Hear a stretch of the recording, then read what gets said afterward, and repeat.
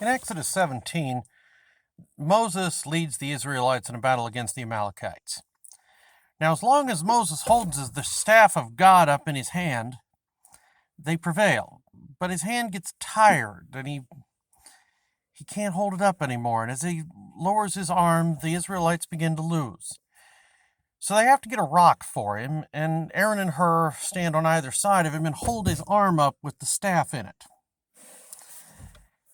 That's a famous story. Most children who grow up in Sunday school know it, but something occurred to me today.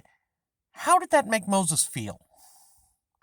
I mean, Moses, he starts out his career. He's a prince in Egypt, and he's going to free the Hebrews, and he kills an Egyptian and hides his body in the sand, and then he has to run off into the wilderness, and he ends up working for his father-in-law, and I'm sure he got a lot of credit doing that job.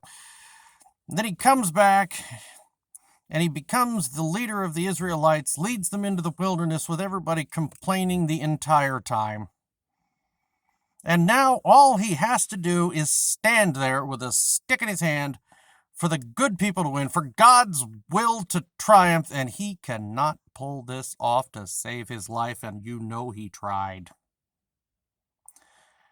I mean, Moses wrote that he's the humblest man there ever was, and I have to say, I would be tempted not to put that in the narrative when I wrote it down, that, yeah, I had to hold a stick over my hand, and I couldn't pull it off, and my brother had to bail me out.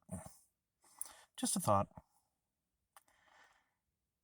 Wilmington said that we think of the patriarchs in the Bible as just living on communion juice.